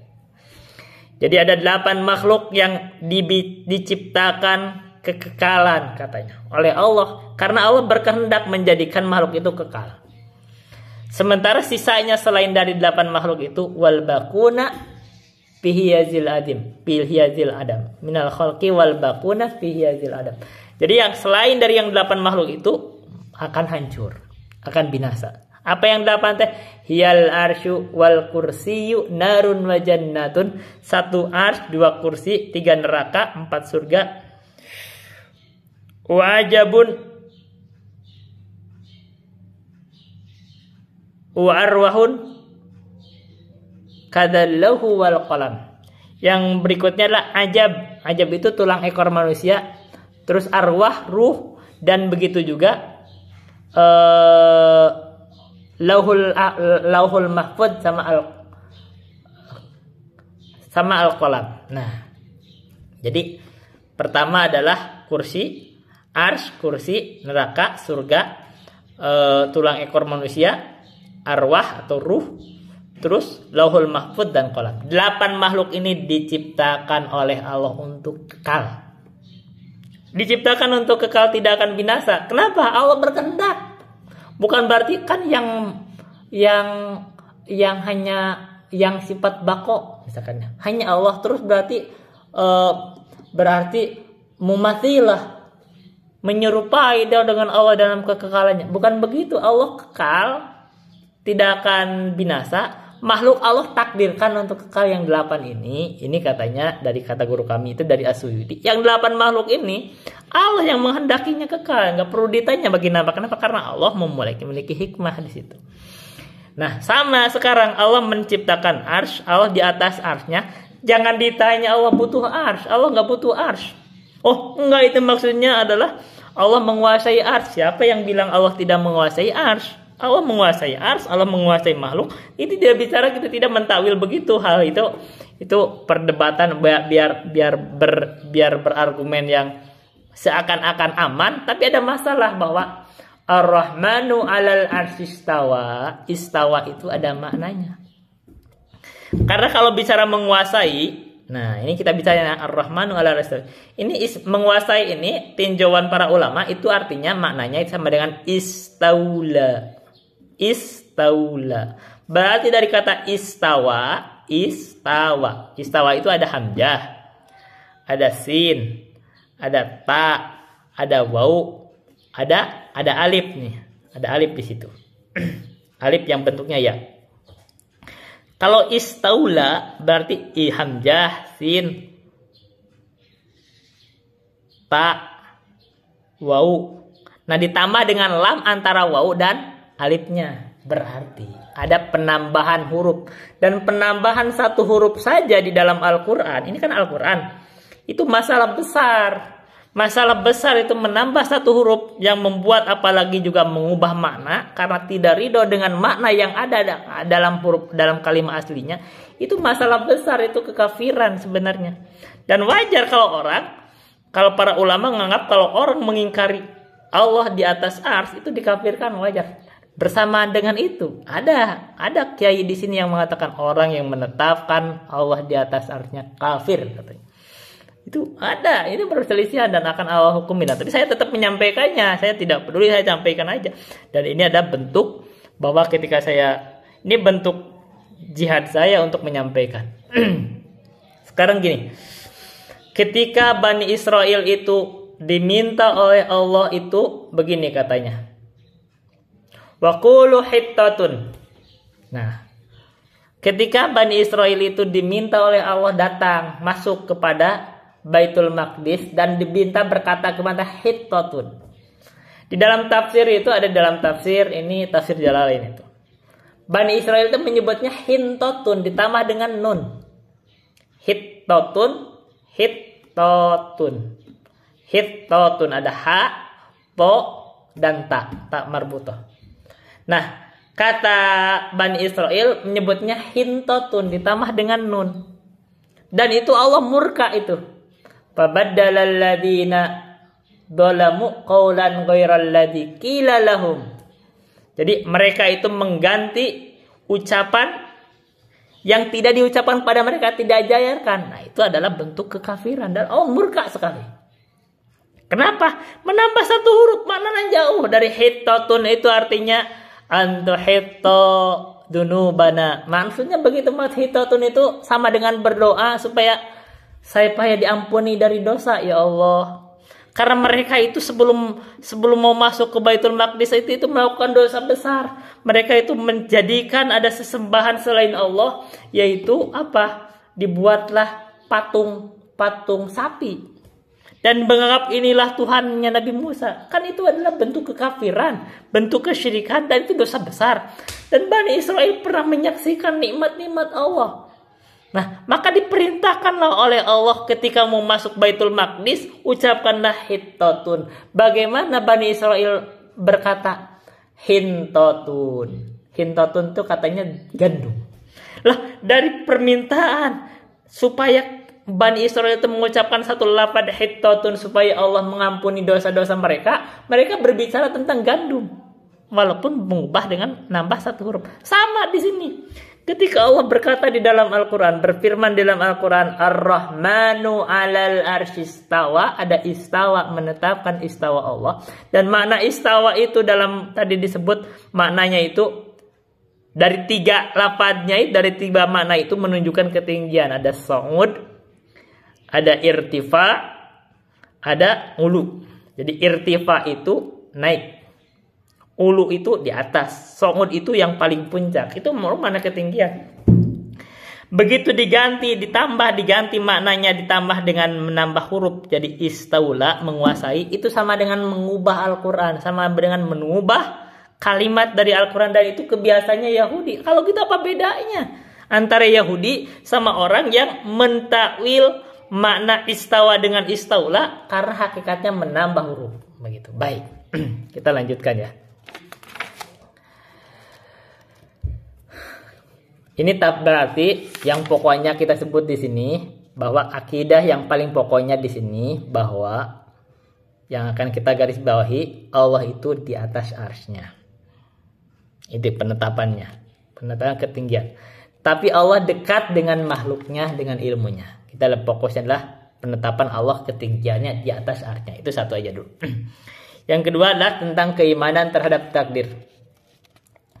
Ahata ilmuhu bil umuri wa anfadha fi khalqihi sabiqal maqduri. Saya tidak akan baca semuanya. Silakan baca sendiri ya. Silakan beli bukunya. Saya akan langsung terjemahkan bebas. Ahata ilmuhu bil umuri. Ilmunya, jadi failnya ilmunya itu meliputi semua perkara. Artinya ini menetapkan ilmu Allah. Allah itu mengetahui apa yang akan terjadi, yang telah terjadi. Ini ilmu Allah. Allah tahu apa yang akan terjadi, yang sudah terjadi, yang sedang terjadi, yang mustahil terjadi. Yang mustahil terjadi, andaikan itu terjadi, bagaimana terjadinya Allah tahu. Begitu. Ini dari guru saya itu lengkap. Artinya ilmu Allah itu meliputi segala sesuatu. Kalau ada orang mengingkari ilmu Allah, artinya dia itu kafir. Kenapa? Karena menganggap Allah tidak tahu. Dan ini asal tentang masalah penyimpangan terhadap takdir. Maka ini penting. Di dalam keimanan terhadap takdir adalah pertama, yang paling pertama kita harus mengetahui, meyakini bahwa ilmu Allah itu meliputi segala sesuatu.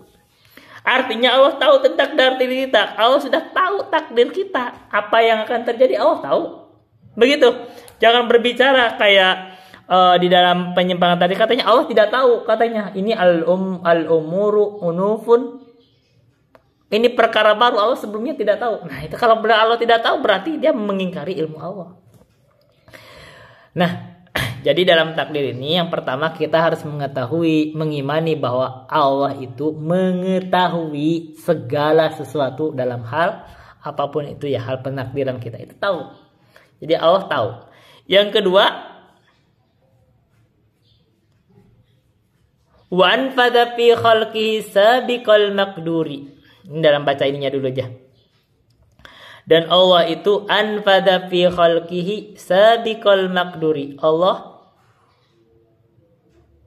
menjadikan atau meluluskan di dalam makhluknya itu harus berjalanlah takdir yang telah terdahulu. Artinya gimana? Allah itu mengetahuinya, dicatatlah takdir itu di dalam Lauhul Mahfuz. Sudah ditakdir orang. Dan begitu sudah ditakdirkan harus terjadi, karena sabiqul maqduri itu udah ditakdirkan, tapi anfada Allah harus terjadi, takdir itu harus berjalan. Tidak ada yang bisa mengalahkan Allah, harus terjadi. Nah, wa huwal jawadul ghafuru, dan Allah itu maha baik lagi maha mengampuni. Ya'lamu kha'inatal a'yuni wa ma tukhfis suduru. Allah mengetahui kha'inatal a'yuni, mata-mata yang berkhianat dan apa-apa yang disembunyikan oleh dada atau hati. Nah, begini. Kita baca dulu. Fal khalqu 'amiluna bisabiqi ilmihi, maka makhluk itu beramal sesuai dengan ilmu Allah yang terdahulu. Jadi Allah mengetahui makhluk ini akan beramal, maka dia beramal sesuai dengan ilmu Allah. Wa nafiduna lima khalaqahum lahu min khairin wa syarrin, dan mereka ini nafidun itu adanya meluluskan, melaksanakan sesuatu yang telah diciptakan oleh Allah untuk dia, dari bahaya itu baik atau buruk. Artinya gini, makhluk ini beramal sesuai dengan ilmu Allah yang dari dulunya udah tahu, sudah ditakdirkan. Dan makhluk itu melaksanakan sesuatu itu yang telah diciptakan oleh Allah. Baik, nanti kita akan simpulkan. Artinya di sini kesimpulannya dalam ilmu takdir itu adalah, pertama, ahata ilmuhu bil umuri. Kita harus meyakini bahwa Allah itu mengetahuinya, satu, ilmu, martabat ilmu. Wan fadha fi khalqihi sabiqal maqduri wa huwal jawadul ghafuru. Ya'lamu kha'inatal a'yuni wa ma tukhfis suduru. Fal khalqu 'amiluna bisabiqi ilmihi. Makhluk ini beramal sesuai dengan ilmunya. Wa nafiduna lima khalaqahum lahu min khairin wa syarrin. Mereka mengamalkan sesuatu itu sesuai dengan Allah yang menciptakannya. Berarti yang kedua Allah sudah mencatatnya, karena sabiqul maqduri sudah ditakdirkan. Berarti pertama mengetahuinya. Yang kedua telah dicatat di Lauhul Mahfuz. Yang ketiga khalaqahum, Allah yang menciptakannya. Maka Allah yang menciptakan makhluk, termasuk perbuatan makhluk sudah diciptakan oleh Allah. Andai kan begini. Ini orang yang menolak tentang takdir itu adalah, kalau orang itu bermaksiat, oh berarti kalau Allah yang menciptakannya, Allah menghendakinya. Enggak. Allah itu yang menciptakannya. Memang Allah kalau dia bermaksiat, Allah yang menciptakan, dan itu sudah sesuai ditakdirkan. Nah, wa nafiduna lima khalaqahum lahu min khairin wa syarrin. Kita lanjutin. La yamlikuna li anfusihim min at-ta'atin nafan. Mereka makhluk itu tidak memiliki untuk diri mereka itu manfaat dari ketaatan. Artinya tidak ada makhluk itu yang dari dirinya itu bisa taat, tidak ada. Semua itu ditakdirkan Allah. Wala yajiduna ila sarfil ma'siyati an haddapan. Mereka pun tidak menemukan jalan untuk menghindari maksiat. Jadi kalau itu makhluk sudah ditakdirkan untuk bermaksiat, itu tidak ada jalan untuk menghindarinya, karena sudah Allah takdirkan. Khalaqal khalqa bimasyiatihi an ghairi hajatin kanat bihi.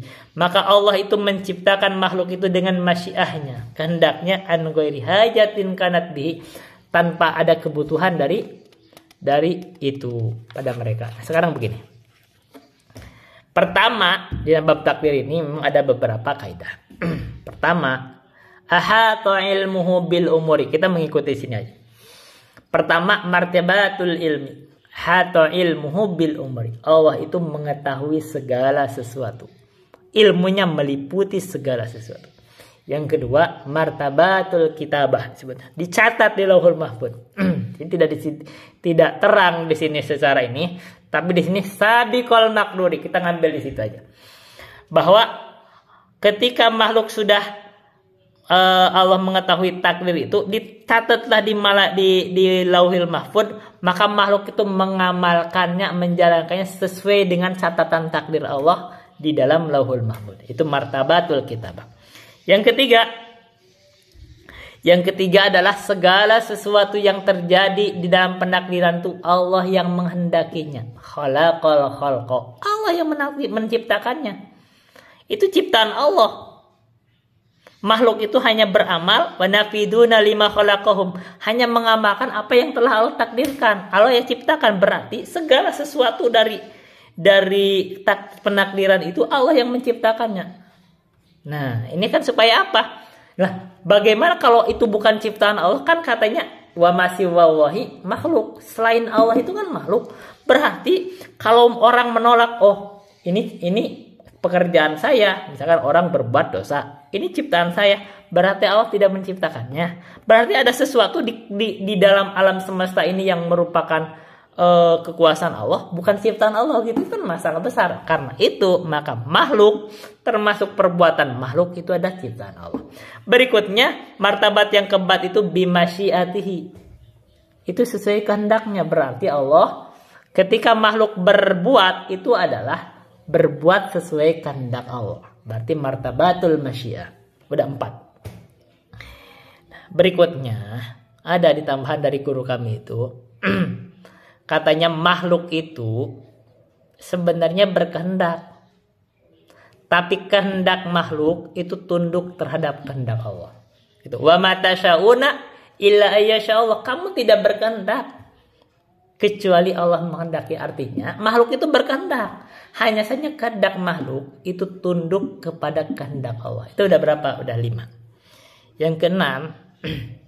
Yang keenam dalam pembab takdir itu kita harus mengumpulkan al-jama' antara takdir sama syariat. Kita tidak boleh mempertentangkan antara takdir dan syariat. Artinya gimana? Kita ini diperintahkan oleh Allah untuk taat, ya kita jalankan ketaatan kepada Allah.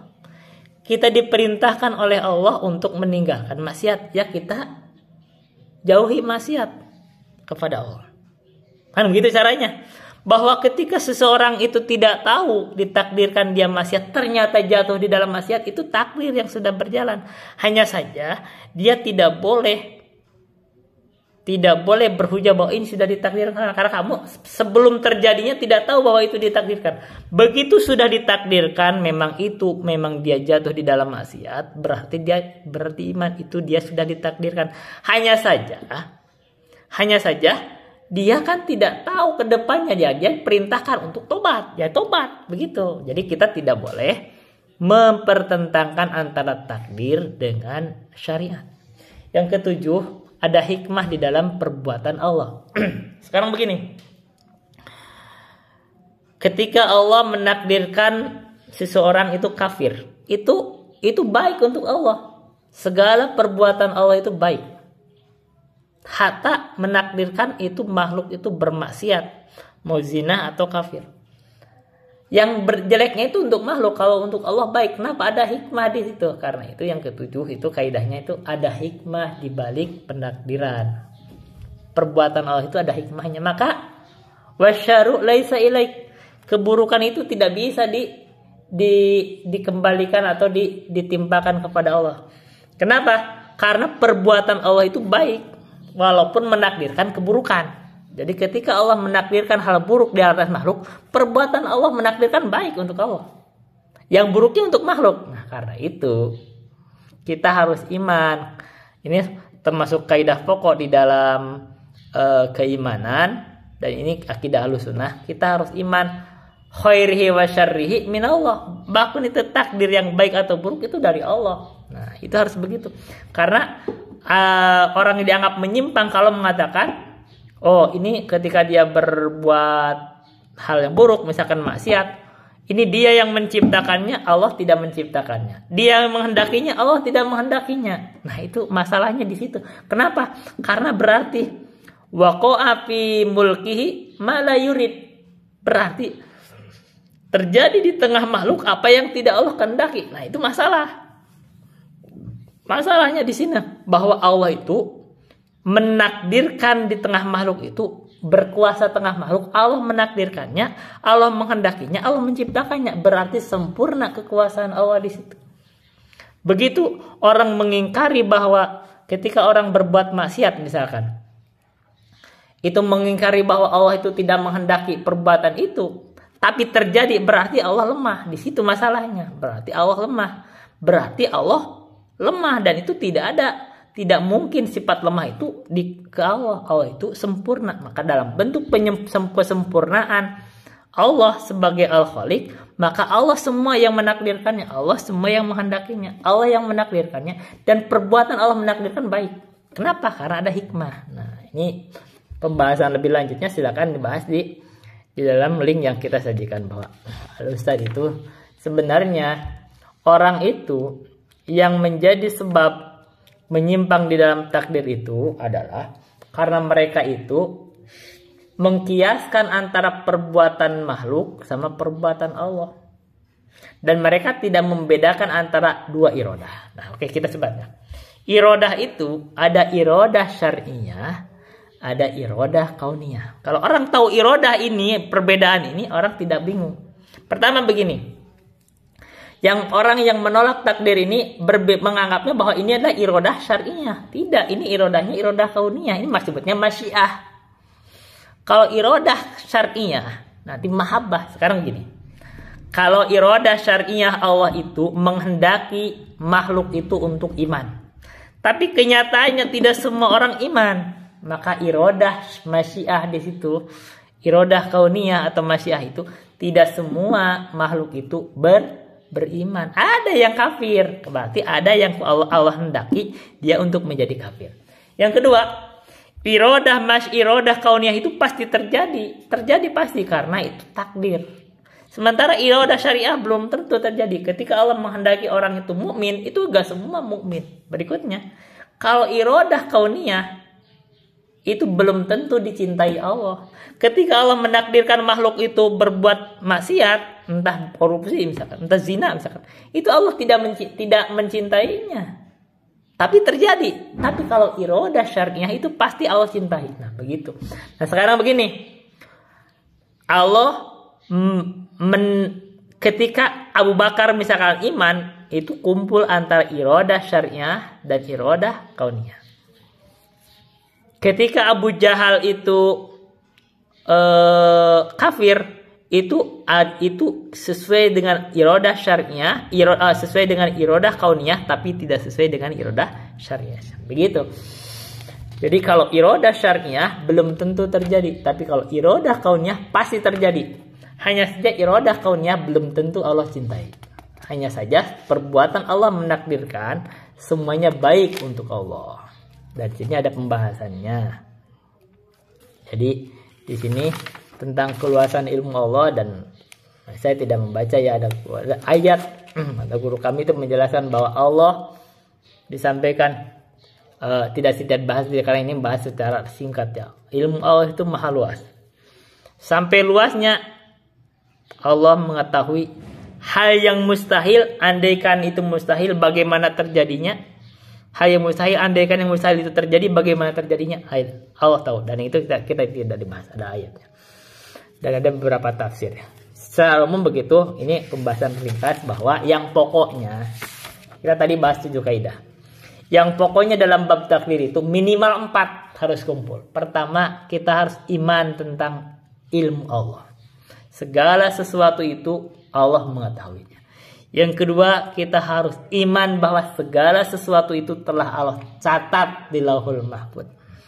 Kedua, martabatul kitab. Yang ketiga, kita harus iman bahwa segala sesuatu yang ditakdirkan itu Allah yang menciptakannya. Yang keempat, kita harus iman bahwa segala sesuatu itu Allah yang menghendakinya. Itu minimal 4, dan kalau lebih lengkapnya 7 kaidah di dalam takdir. Kita lanjut sedikit tentang keimanan terhadap malaikat. Wa khalaqal malaikata jami'an li ta'atihi. Malaikat itu Allah menciptakan malaikat itu semuanya untuk taat. Berarti Allah pertama keimanannya ada malaikat. Yang kedua, malaikat itu dicipta untuk taat. Wajabalahum ala ibadatihi. Malaikat itu tabiatnya itu ibadah aja. Faminhum malaikatun biqudratihi lil arsy hamiluna. Ada malaikat yang dengan kudratnya dia itu memikul arsy. Wa ta'ifatun minhum haula arsy yusabbihuna. Ada malaikat yang di sekitar arsy itu mereka bertasbih. Wa akharuna bihamdihi yuqaddisuna. Ada malaikat yang bertahmid dan bertasbih kepada Allah. mensucikan dan memuji, bertahmid dan tasbih, membaca tahmid dan tasbih. Wastafa minhum rusulan ila rusulhi. Allah memilih dari malaikat itu rasul kepada rasulnya. Ada utusan kepada rasulnya seperti Jibril, wa ba'dun mudabbiruna li amri, dan sebagian itu mengurusi perkara sesuai perintahnya. Begini. Keimanan terhadap malaikat yang pertama adalah kita harus iman adanya malaikat. Dan kita harus iman bahwa malaikat itu semuanya taat kepada Allah. Taat, dia selalu ibadah menjalankan perintah sesuai perannya masing-masing. Begitu. Jadi malaikat itu bentuk ketaatannya tidak pernah mengingkari perintah Allah. Kalau malaikat itu disuruh memikul ars, dia pikul. Dan Allah berikan kekuasaan, kemampuan kepada malaikat untuk memikul ars. Ada malaikat itu selalu bertasbih, ya tasbih. Ada tahmid, selalu tahmid. Dan ada yang malaikat diutus oleh Allah untuk menyampaikan wahyu. Seperti Jibril, dia menyampaikan wahyu. Tidak berkhianat. Dan malaikat disuruh mengurus urusan, dia menjalankan, misalkan mencabut nyawa. Kerjanya mencabut nyawa. Menurunkan hujan. Munkar nakir misalkan bertanya di alam kubur. Ada malaikat misalkan mencatat amalan. Itu melaksanakan amalan-amalan sebagaimana yang diperintahkan dan mereka taat. Gitu. Jadi pokoknya begitu. Jadi malaikat itu selalu taat kepada Rabb-nya. Kita lanjut kepada penciptaan Adam dan ujian terhadap Adam. Tsumma khalaqa Adama biyadihi wa askanahu jannatahu. Kemudian Allah itu menciptakan Adam dengan tangannya. Nah, ini menetapkan tangan Allah. Wa askanahu jannatahu, dan Allah mendiamkannya atau menempatkan Adam itu di surganya. Jadi artinya surga sudah ada. Adam diciptakan dengan tangan Allah. Nah, ini banyak sekali menetapkan adanya tangan Allah. Dan ini termasuk keutamaan Nabi Adam. Nabi Adam itu dicipta dengan tangan Allah. Langsung dengan tangan Allah. Begitu. Kalau ditakdir dengan kekuasaan Allah, ya semua dengan kekuasaan Allah. Kalau takdir dengan kudrat Allah, ya semua dengan kudrat Allah. Tapi ini ada kekhususan untuk Adam. Nabi Adam itu diciptakan. Ada kekhususan untuk Adam. Nabi Adam itu diciptakan dengan langsung oleh tangan Allah. Dan itu kekhususan Adam. Wa qabla dzalika lil ardi khalaqahu. Tapi begini. Qabla dzalika, sebelum itu, berarti sebelum Allah menciptakan Adam, lil ardi khalaqahu. Allah menciptakan bumi. Ini khalaqahu-nya dia bukan khalaqaha. Jadi dalam dhamir muannas majazi itu boleh untuk tidak menggunakan mu'anas. Jadi kadang-kadang boleh dengan mudzakkar. Jadi contohnya ini ardi itu adalah mu'anasnya majazi. Jadi boleh hu-nya dhamir ke bumi.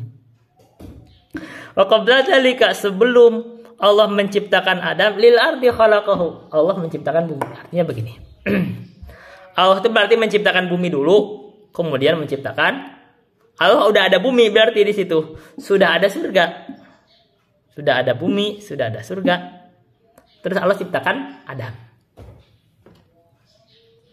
Maka Adam itu diciptakan oleh Allah, ditempatkan di mana ditempatkannya? Ditempatkan di surga. Tapi Allah udah takdirkan Adam itu mau kemana? Mau ke bumi. Karena Allah itu tidak ditakdirkan untuk terus-terusan di surga. Enggak. Ditempatkan di surga. Sebelumnya Allah sudah ciptakan bumi. Adam sudah ditakdirkan harus menempati bumi. Kan begitu kaidahnya. Adam ditakdirkan untuk menempati bumi. Wa idz qala rabbuka lil malaikati isjudu li Adama. Sebentar. Ya, itu di dalam Masalah Al-Baqarah begitu. Kita akan bahas cepat ini. Jadi Allah menciptakan bumi sebelum menciptakan Adam. Allah sudah menciptakan surga, berarti surga sudah ada. Ini keimanan tentang surga. Allah terus ciptakan Adam dengan tangannya. Penetapan bahwa adanya tangan Allah. Sekaligus menetapkan bahwa Nabi Adam itu diciptakan itu langsung dengan tangan Allah dan bentuk kekhususan Nabi Adam. Nah, lanjutin. Wa nahahu an syajaratin qad nafada qada'uhu alaihi biaqdiha. Terus Allah itu mencegah atau melarang Adam untuk memakan syajarah, satu Syajarah ini maksudnya adalah buah dari pohon. Satu buah dari pepohonan itu dilarang. Yang lain silakan makan Adam. Silakan makan sekenyangnya, seenaknya, makan apa banyak di surga ini. Tapi ada satu yang dilarang oleh Allah terhadap Nabi Adam, apa? Itu pohon ini jangan disentuh. Qad pada qada'uhu alaihi biakliha. Tapi nih telah berjalan kodoknya alaihi biakliha terhadap Adam itu, biakliha akan memakan buah dari pohon tersebut. Artinya begini. Ini harus paham. Allah ciptakan bumi, Allah ciptakan surga, Allah takdirkan Adam dari awalnya sebelum terjadinya sesuatu itu, karena sudah ditakdirkan kan. Sebelum segala sesuatu itu sudah dicatat bahwa Adam ini akan memakan pohon, memakan buah di surga itu sebagai sebab ke bumi. Maka Allah ciptakan bumi, Allah ciptakan surga, Allah ciptakan Adam. Setelah bumi itu diciptakan Adam dengan tangan Allah, terus Allah larang terhadap Adam ini satu larangan untuk tidak memakan satu buah dari pohon tertentu. Kita tidak sebut pohonnya. Ini sebutnya pohon khuldi. Ini bahasa tidak disebut pohonnya. Kita tidak penting itu pohon apa namanya. Yang penting pohon itu, buah pohon itu tidak boleh didekati, tidak boleh dimakan. Tapi sudah ditakdirkan qad nafada qada'uhu alaihi biakliha. Allah sudah takdirkan bahwa Adam akan memakan buah dari pohon itu. Takdir sudah berjalan. Nah, bagaimana kita menyikapinya? Tsumabtalahu bima nahahu anhum minha. Allah ingin menguji, kemudian Allah menguji Adam itu bima nahahu, dengan apa yang Allah larang Adam itu anhu darinya, dari larangan itu, minha dari pohon. Artinya gini. Terus Allah itu ujilah Adam itu dari pohon itu. Tsummasallatu alaihi aduwahu faghwahu alaiha. Terus kemudian Allah membuat berkuasa alaihi terhadap Adam itu aduwahu kepada musuhnya, yaitu iblis. Atau faghwahu alaiha, maka iblis itu menggelincirkannya alaiha terhadap apa? Terhadap pohon tersebut, terhadap larangan itu. Artinya gini. Allah ciptakan Adam, Allah ciptakan bumi sebelumnya, telah diciptakan surga, dan Allah telah takdirkan bahwa Adam itu akan ke bumi. Allah ciptakan Adam dengan tangannya. Kemudian begitu di surga, silahkan Adam makan apa aja. Apa makan bebas. Hanya satu pohon yang gak boleh kamu sentuh. Gak boleh kamu makan ini buahnya. Tapi telah ditakdirkan bahwa Adam akan memakan buah pohon tersebut. Kemudian Allah menguji Adam dengan larangan itu. Dan Allah pun menakdirkan iblis berkuasa terhadap Adam untuk menggelincirkan Adam. Dan Allah telah takdirkan di sini lanjutnya wa ja'ala aklahu laha ilal ardi sababan. Dan Allah telah menjadikan makannya Adam terhadap buah dari pohon itu ilal ardi sababan, terhadap bumi itu sabab diturunkannya Adam ke bumi. Atau kata Imam Al-Muzadi, fama wajada ila tarqiyaqliha sabilan, maka Adam tidak menemukan jalan untuk meninggalkan memakan pohon itu, memakan buah pohon itu. Wala anhu laha madhaban, dan Adam itu anhu dari wala anhu, dan tidaklah anhu dari Adam itu laha terhadap pohon itu madhaban, ada jalan untuk keluar. Sekarang gini, tidak mendapatkan tempat untuk menghindari. Oke, gini maksudnya gini. Nah, Adam ini, maksud kita Imam Al-Muzani begini, Adam ini telah ditakdirkan oleh Allah untuk jadi penghuni bumi. Itu sudah ditakdirkan sebelum-sebelumnya, sudah ditakdirkan, dicatat di Lauhul Mahfuz. Allah ciptakan bumi, Allah ciptakan surga, lalu Allah ciptakan Adam dengan tangannya. Terus Allah berikan larangan pada Adam untuk memakan buah dari pohon tersebut. Telah berjalan takdirnya bahwa Adam akan memakannya. Tapi Allah menguji Adam dari larangan tersebut. Dan Allah pun takdirkan iblis berkuasa terhadap Adam untuk menggelincirkan Adam supaya makan pohon itu. Jadi Allah sudah menakdirkan itu. Inilah skenario Allah. Jangan menyalahkan Allah, ini skenario Allah. Maka Allah jadikan makannya Adam terhadap buah dari pohon itu menjadi sebab turun ke bumi. Maka Adam tidak punya jalan untuk tidak memakan pohon itu. Dan Adam juga tidak punya jalan untuk menghindar. Artinya begini. Ini adalah takdir Allah itu begitu. Ini contoh penerapan takdir. Adam itu telah ditakdirkan akan ke bumi. Tapi sebelum ke bumi Allah takdirkan Adam di surga. Dikasih kenikmatan-kenikmatan surga. Hanya satu pohon yang buahnya tidak boleh dimakan. Tapi dilaranglah oleh Allah untuk tidak memakannya, tapi telah ditakdirkan untuk Adam itu akan memakannya. Dan ditakdirkan pula iblis menggelincirkan Adam. Hanya saja kalau kamu Adam memakan buah pohon itu, kamu akan diusir dari surga, diturunkan ke bumi. Dan Adam telah ditakdirkan untuk turun ke bumi. Maka Adam pun memakan pohon itu, buah pohon itu, dan Adam tidak menemukan jalan untuk keluar, untuk menghindar, untuk tidak memakan pohon itu. Dan memang Adam harus menjalani takdirnya untuk turun ke bumi dengan disebabkan dengan memakan buah dari pohon itu. Nah begitu. Dan ini pelajaran dari Nabi Adam. Kita sampai sini dulu. Pelajaran tentang Nabi Adam. Apapun yang telah ditakdirkan kepada kita tidak akan meleset. Kenapa? Apapun caranya harus berjalan. Dan ini contohnya Nabi Adam. Nabi Adam itu kalau dibicara kurang enak apa di surga? Kurang enak apa? Segala hal ada di surga. Hanya satu yang dilarang. Tapi Nabi Adam tidak bisa menghindari itu. Tetap penasaran. Ini ada manusia. Mungkin ada pelajaran berharga di sini. Bahwa banyak yang sudah diberikan oleh Allah sama kita. Ada satu yang dilarang. Kita mengejar yang dilarang. Penasaran. Banyak yang halal itu banyak. Ini pelajaran, sudah banyak yang dihalalkan, kita bebas makan yang usah dihalalkan, ada yang diharamkan, kita penasaran dengan yang diharamkan. Dan itu begitu orang itu tidak bisa menahannya, jatuhlah dia di dalam kemaksiatan. Tapi begitu orang itu sudah ditakdirkan untuk bermaksiat, tidak bisa menghindarinya pula. Itu pula yang dijalani oleh Adam. Maka ketika Nabi Musa mencela Nabi Adam, mendebat Nabi Adam, kenapa? Kepada Nabi Adam itu, kenapa kamu makan buah pohon itu? Kan kamu di surga banyak tuh makanan. Banyak. Kenapa kamu makan? Maka Nabi Adam mengalahkannya. Fahaja Adam Musa. Katanya Adam itu mengalahkan Nabi Musa. Kenapa?